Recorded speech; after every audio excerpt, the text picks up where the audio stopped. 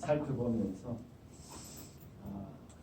하나님이 어떻게 그 사도 바울의 인생을 간섭하셨는지, 자기 의지가 아니라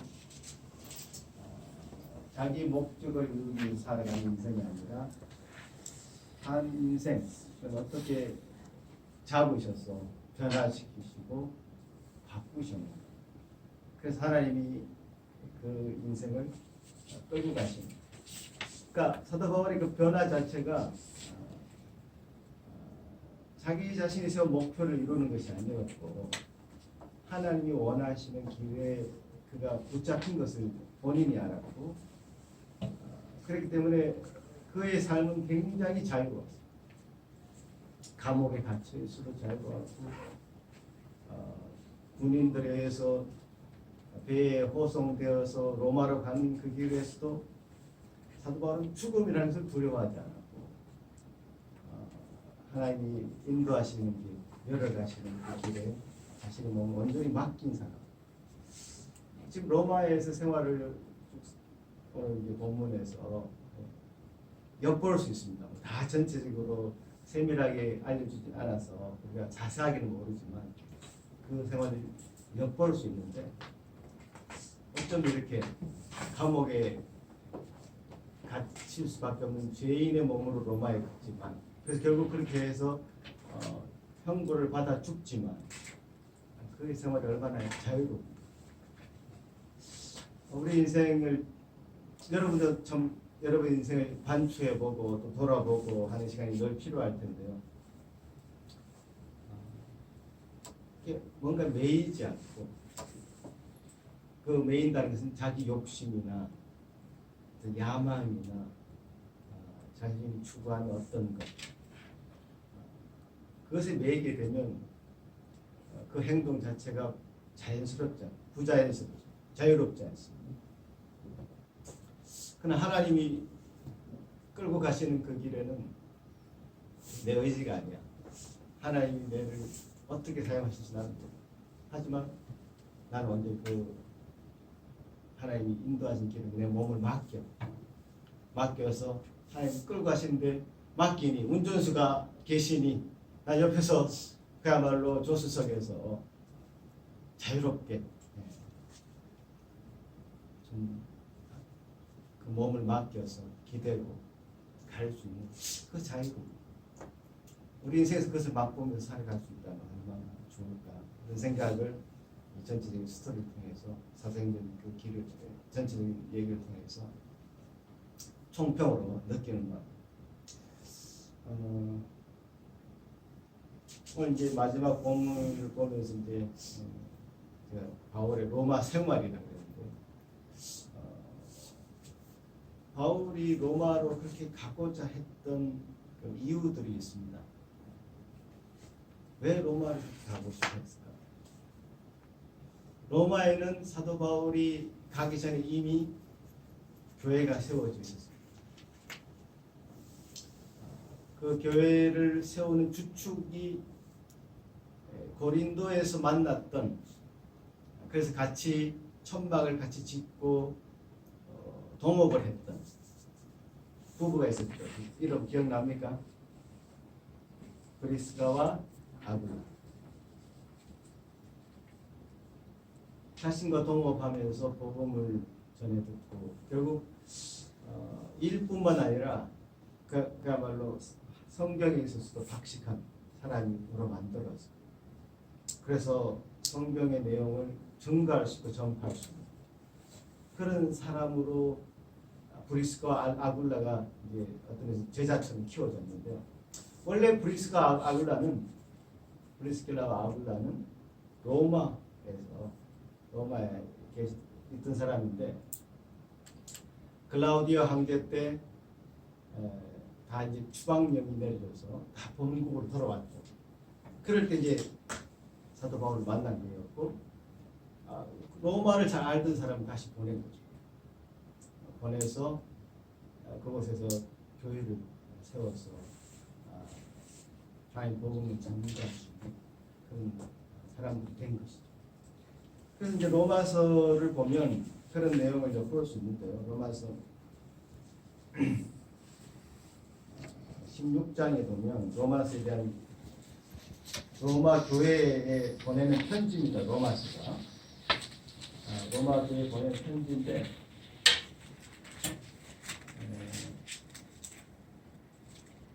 16장 로마서 16장에 보면 16장 3절에 보면 같이 한번 읽어볼까요? 로마서 16장 3절에 같이 시작. 너희는 그리스도 예수 안에서 나의 동역자들이 브리스가와 아굴라에게 전하라. 그 여러 동역자들이 로마 교회에 있었습니다. 그 중에 제일 첫 번째로 언급한 사람들이 브리스가와 아굴라. 교회를 세우는 자 주축적인 역할을 했던 사람입니다. 그래서 브리스가 아굴라가 세웠던 그 교회에 대한 관심이 지대했고 교회에 대한 관심이 지대했고 제가 아까 우리 아이들한테 설교할 때 말씀드린 것처럼 로마는 당대의 최고의 도시였습니다. 그때 당시 인구를 전 세계 인구를 한 2억 명 정도로 잡는다면 그때 로마에 살았던 인구가 한 100만 명 정도.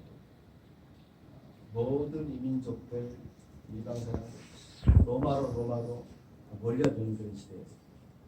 로마로 모든 길이 통한다는 말이죠. 그래서 팍스 로마나 이게 라틴어인데 로마의 그 평화. 그 로마가 지배했을 때, 그 당시에 전쟁이 사라졌어요. 왜냐하면 로마가 강력하게 지배를 하니까. 그래서 로마의 평화 시대가 구가될 때, 로마로 인한 평화, 강력한 지배자들이 있으니 작은 전쟁들은 다 사라졌죠. 그래서 팍스 로마나 그래서 그 시대를 이끄는 말이에요. 지금 사도 바울이 로마로 가려고 하는 이 시점도 바로 팍스 로마나 시대. 로마 황제들이 강력한 정치를 하고 통치를 했죠. 그래서 로마로 사람들이 이제 몰려들고 있고 사람들이 몰려드는 곳에 하나님의 사람들이 가서 교회를 먼저 시작을 했고 그래서 복음이 전거되고 유대인들도 그때 당시 한 3, 4만 명 정도 있는 것으로 보고가 됩니다. 회당도 유대인들의 회당도 한 12개 정도는 있는 것으로 추정됩니다. 그 사도 바울이 그동안 전투했던 전략들을 보면 어느 도시에 가면 빌립보 도시에 들어간다. 그러면 그 유대인들이 모인 회당에 들어가서 거기서 복음을 전하는 그 전략을 주로 썼죠. 그래서 회당 중심으로 유대인들이 모였고 그 유대인들에게 먼저 복음을 전하는 그 전략이었지만 지금 로마에는 이미 세워진 교회가 있습니다. 이미 세워진 교회가 있었고 그 교회를 통해서 복음이 전거되고 전파되고 그 시점에 그 자신이 그야말로 아끼고 브리스가와 아굴라가 사역자로 감당하고 있습니다. 그래서 어떤 면에서는 사도 바울의 그 전도의 그 루트를 보면 도시 중심이었습니다. 도시 전도. 굉장히 대도시 중심으로 도시 전도 중심으로 사람들이 일단 도시에 모이니까요. 제가 몽골에 가보니까 몽골 전체 인구가 300만 정도. 그때 당시 제가 10몇 년 전에 갔으니까 지금은 350만 정도까지 간다고 하더라고요. 그 정도인데 300만 정도였어요. 그때 당시. 근데 울란바토르라고 하는 그 도시에는 100만 명이 모였어요. 인구의 3분의 1이 모여서 아주 작은 도시입니다. 작은 도시니까 도시 더 이상 확장할 수 없으니까 도시 주변에는 전부 텐트. 어쨌든 텐트를 쳐서라도 거기 들어가서 도시인이 되고 싶어 사람들이 도시로 몰려 살죠. 한국도 마찬가지였어요. 이게 도농의 그 격차가 굉장히 심해서 지금은 조금 달라졌지만 예전에는 더 심했죠. 그래서 농촌에 살다가 서울에 한번 간다는 것은 굉장한 일이었죠. 그래서 서울 시점에서 볼 때 대구도 사실 그때 당시 300만 도시였는데 대단한 도시거든요. 대구에 간다 그러면 시골에 내려간다 이런 표현을 썼죠. 시골에 산다. 서울 중심으로 이제 모두 되기 때문에 그래서 도시에 가서 사람들이 뭔가를 자신의 야망들을 이루기 위해서 몰려들었던 그 시대. 그러니까 로마가 딱 지금 한국을 하자면 서울, 몽골을 하자면 울란바토르, 미국을 하자면 뉴욕이나 LA 정도 되겠죠. 도시로 이제 모여든 거기에 사도 바울도 가고 싶었죠. 왜냐하면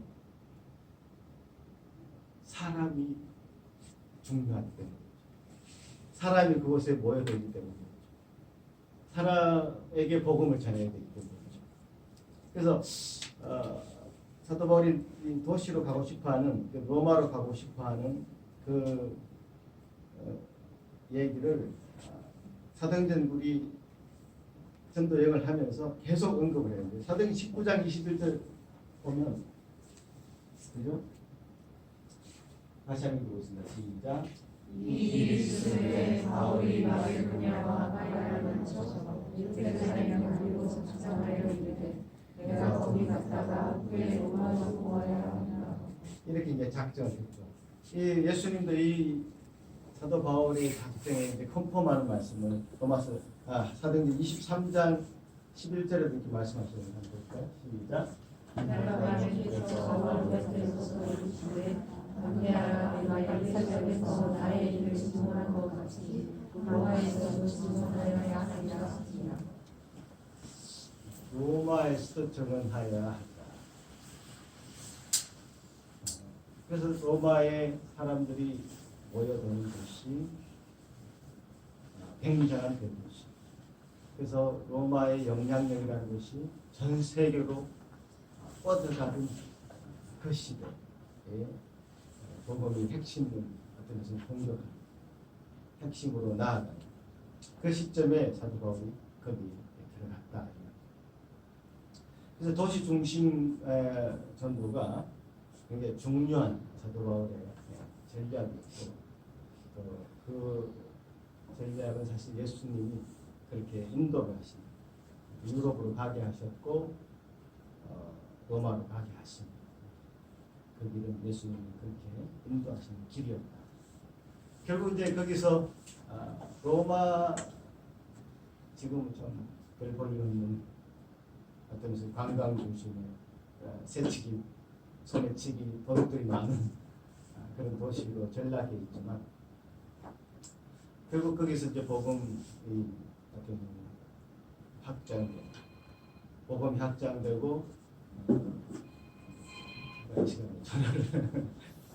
복음이 확장되고 콘스탄틴 대제라 이후에 기독교가 받아들여지고 또 기독교가 국교가 하는 놀라운 복음의 씨앗이 이때 심겨졌다.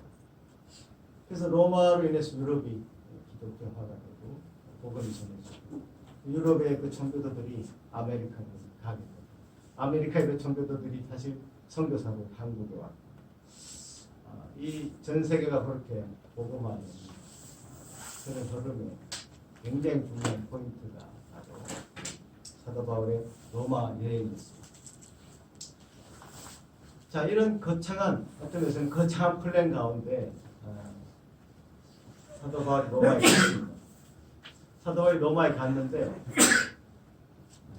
여러분이 기대했던 바보다 어떤 면에서 이 사도행전의 이 마지막은 굉장히 시시하게 끝난 것 같습니다.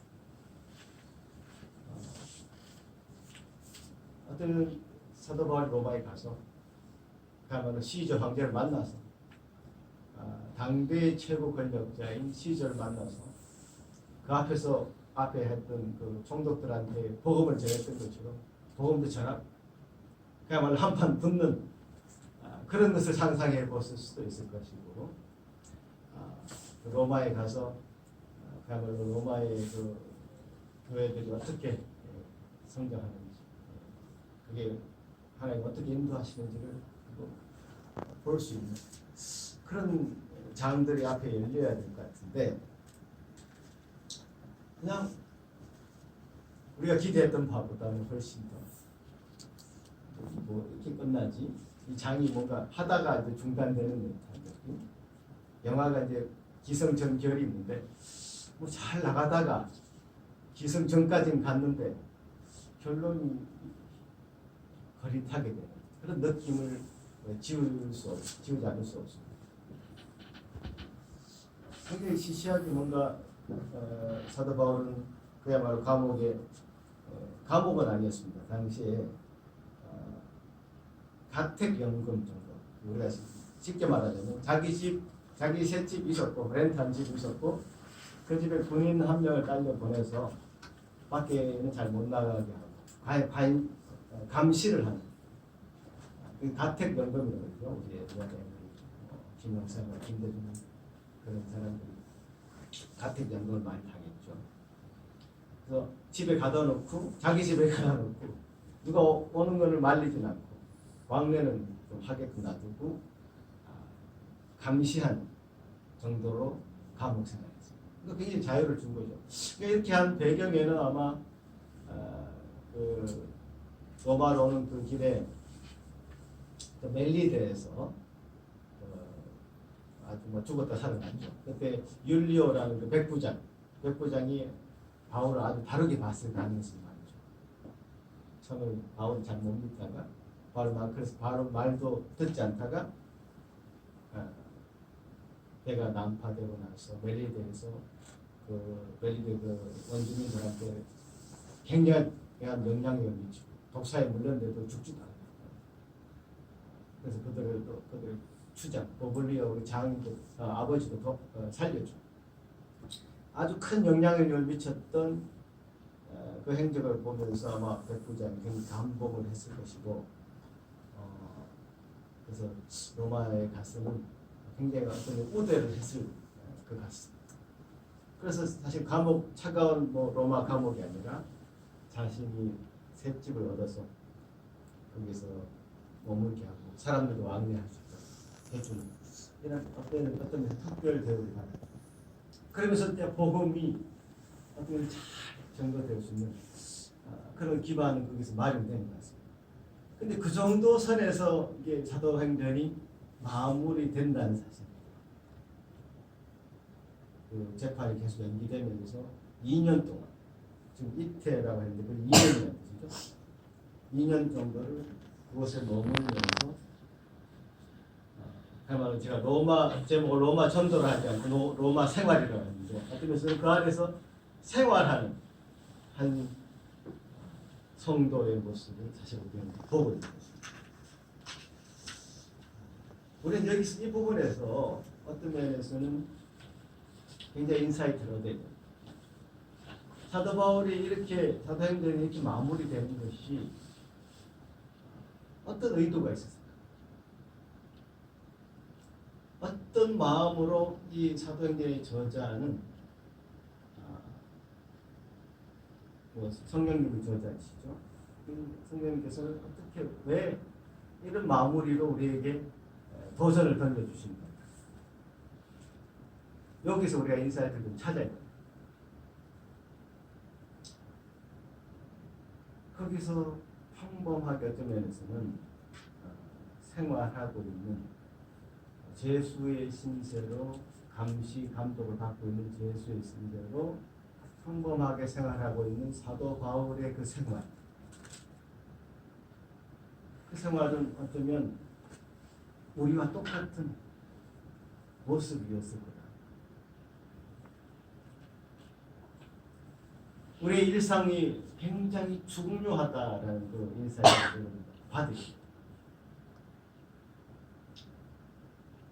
또 위대한 일을 업적을 이루는 그래서 장엄하게 자신의 생을 마감하는 목숨이 두려운 사람이 아니기 때문에 장엄하게 자신의 생을 마감하면서 모든 성도들에게 큰 감동을 주고 사도행전이 끝나지 않고 그저 그 셋집에 머물면서 렌트집에 여러분 다 렌트 사실 우리 또 집을 샀지만 사실은 영영 우리 게 아니에요.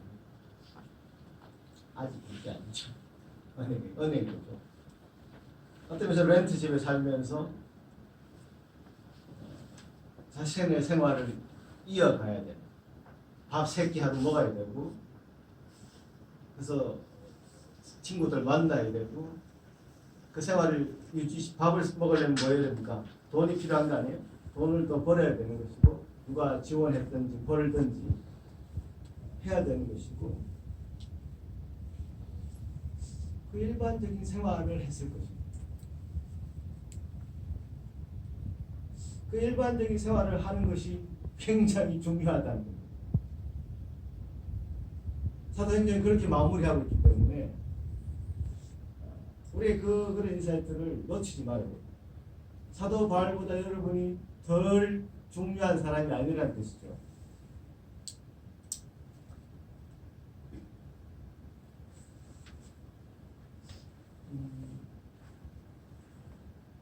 우리 일상은 늘 책바퀴, 다람쥐 책바퀴 돌듯이 뺑글뺑글 돌아가는 인상인 것처럼 보입니다. 그렇지만 그 일상 한 시간 한 시간, 하루하루 우리가 살아가고 있는 그 일상은 하나님이 가장 소중하게 생각합니다. 어쩌면 하나님이 세우신, 바꾸신, 변화시키신, 그래서 복음 전도자로 세우신 사도 바울도 마찬가지로 그런 삶을 통해서 인생이 마무리되고 있습니다. 여러분 생도 그렇게 끝날 것이고 제 생도 그렇게 끝날 것이고, 근데 여기서 여러분 일상생활의 의미를 찾지 못한다면, 내가 사도 바울처럼 복음의 오지에 가서 복음을 전하고 장렬하게 죽겠다 이렇게 생각하고 사도 바울을 바라봤을지도 모르겠는데요. 사실 사도 바울의 마무리는 그렇지 않다. 다시 일상으로 돌아가서 자신이 생활했던 그 생활 영역에서 자신의 주위 사람들에게 영향력을 미치는 그 한 사람의 모습을 그대로 성경을 통해서 볼 수 있다.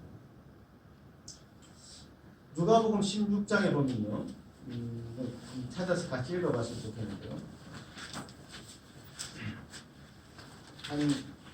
굉장히 난해한 비유가 하나 등장합니다. 누가복음 16장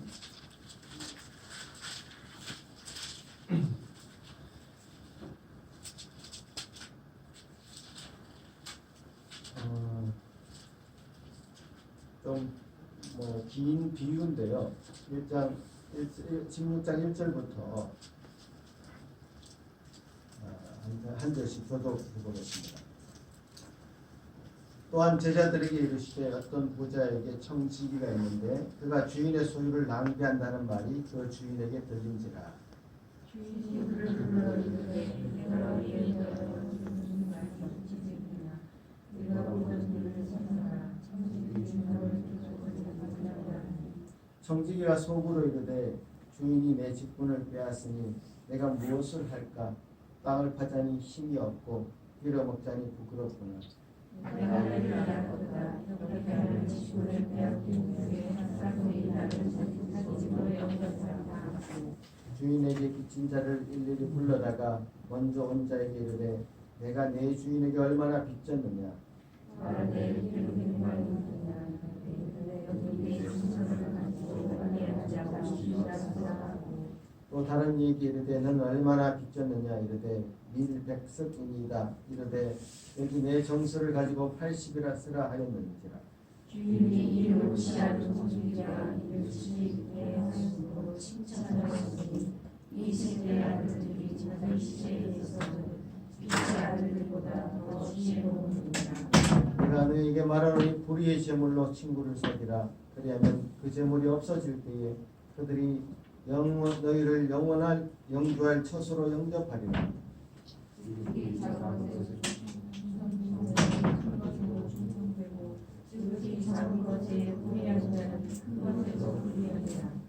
너희가 만일 불의한 제물에도 충성하지 아니하였으면 누가 참된 것으로 너희에게 맡기겠느냐. 만일 남의 것을 충성하지 아니하면 너희의 것을 너희에게 주겠느냐. 같이 읽겠습니다. 나의 이를 용서할 수 없느니 고기를 미워하고 저를 사랑하거나 고기를 중요하고 저를 정이 여길 것이니라. 너희는 하나님과 친구를 못하여 섬길 수 없느니라. 이 불의한 정직의 비유라고 하는 이 비유인데요. 이 비유의 스토리는 그렇습니다. 한 정직가 있어요. 한 집사, 집에 자기 주인의 일을 맡아서 하는 재물 관리하는 사람이 있어요. 이 사람이 굉장히 악하게 그 재물을 빼돌린다는 소문이 들려서 주인이 혼을 냈습니다. 그래서 자기 꽃 잘리게 되게 생겼습니다.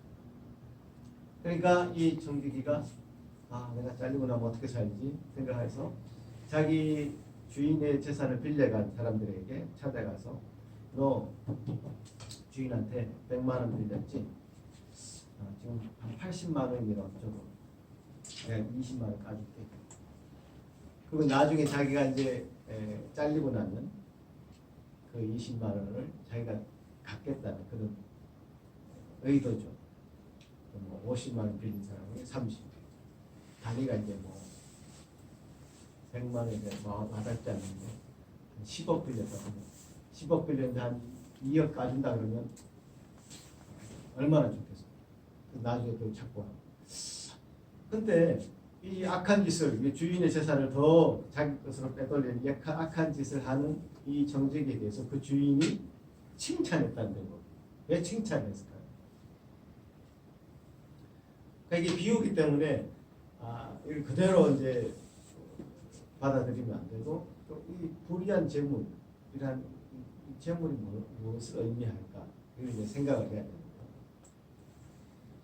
불의하다는 것은 뭐 영원하지 않은 이런 재물이라고 우리가 해석을 해야 됩니다. 이 땅에 속한 것, 이 땅에 속한 것, 이 세상에 우리가 영원히 우리가 이 땅의 것들을 가지고 갈 수는 없기 때문에 이 땅에 속한 것들은 이제 불의한 것이다 이렇게 설정을 비유로. 그래서 영원하지 않은 것들에 우리는 사실은 그래서 집을 또 사야 되고 가재 도구를 또 드려야 되고 커튼도 사야 되고 차도 있어야 되고 사실은 다 영원하지 않은 것들 다 넣고 가야 되는 그런 것들입니다. 그렇지만 예수님은 이 불의한 재물을 친구로 삼으려 했어요. 영원하지 않은 것이지만 그래서 우리가 다 이것을 들고 갈 수는 없지만 이 불의한 재물을 친구로 삼아서 이 삶을 살아야 된다. 이 불의한 것들과 함께 지내는 것이 필요하다. 나는 설명을 하고 있는 겁니다. 난 이런 거 필요 없어. 그냥 산속에서 그냥 조용히 이슬만 먹고 살래. 먹을 것도 필요 없고 입을 것도 필요 없어. 그냥 알몸으로 그냥 살래. 이게 아니라 불의한 재물인 것처럼 보이는 이 세상의 것들을 좀 이용해서 살아내야 돼요. 굉장히 중요한 포인트를 예수님 말씀하신 거고 사도 바울이 그 전도 여행을 끝내는 시점에서 사도행전이 28장을 끝내는 이 방식조차도 어쩌면 우리의 삶이 일상이 굉장히 중요합니다. 어떤 면에서는 부부 사이 속에 지지고 볶고하는 아이들과 신경이 하면서 정말 아이를 잘 키워보려고 노력합니다. 회사생활 잘해보려고 애쓰는 것, 직장에서 또 사업처에서 사업을 일으켜보려고 애쓰는 것들 이런 하나하나조차가 하나님의 일로서 굉장히 중요하다. 사도 바울에 못지않은 하나님의 일이다. 하나님의 일꾼으로서의 사역이다. 그 강조점인데 거기 지켜주는 것이죠. 그 안에서 예수 그리스도가 중심된, 물론 이제 불의한 재물을 친구로 삼아라 했을 때에 그 재물이 없어질 때 그들이 너희를 영주할 처소로 예비하리라, 영접하리라. 그 불의한 재물을 잘 이용해서 그야말로 그것이 내가 소유하는, 내 영혼이 소유하는 내 소유물이 아니라 내 꿈을 이루어가는 어떤 내 목적을 성취해가는 그런 도구가 아니라 영혼이 거주할 그 처소에 들어간 것을 예비한 단계로서의 그 불의한. 그러니까 우리 모든 삶의 중심이 그 포커스가 어떻게 하면 내 집을 장만하고, 어떻게 하면 내 차를 사고, 어떻게 해서는 우리 아이들이 뭐 성공해서 어떻게 농사 잘 지어서 내가 그 덕을 좀 볼까, 이런 것에 우리 포커스가 되어서는 안 되고, 영원히 거할 처소, 그 처소를 예비하신 예수 그리스도. 사도 바울이 복음을 전할 때에 복음을 사도행전 28장에 그 내용이 조금 나오죠. 어떤 내용을 가지고 전했냐면 23절에 보면 그들이 날짜를 정하고 그가 유숙하는 집에 말이 오니 바울이 아침부터 저녁까지 강론하여 하나님 나라를 증언하고 모세 율법과 선지자의 말을 가지고 어떻게 예수에 대해서 권한다. 그러니까 그의 인생의 중심이 바로 예수 그리스도이기 때문에 예수 그리스도가 시작이고 예수 그리스도가 마지막이죠. 예수 그리스도가 중심이죠, 그 인생. 그래서 그 예수 그리스도를 전하는 그 일이 사도 바울의 복음의 핵심이에요. 그래서 우리의 삶을, 일상생활의 삶을 살아가더라도 내가 내 의지로 어떤 헤맬 수 있다라고 하는 자기 중심적인, 자기 목표지향, 야망을, 또 업적을 이루는 그 중심적인 생활에서 벗어나서 예수 그리스도로 내 삶을 시작하고, 예수 그리스도에서 견인된, 예수 그리스도로 맞춰지는 그 삶, 그 삶의 여정에 우리가 발을 딛고 살아가는 게 중요합니다. 그 삶의 여정이 바로 사도 바울이 로마 생활했던 그 여정이었고, 또 우리도 마찬가지로 밴쿠버 땅에서 살아가는 여정이, 그 여정에 서 있는 것입니다. 우리의 가치를, 여러분의 가치를 여러분 스스로 맞추지 말았습니다. 나는 사도 바울처럼 나는 뭐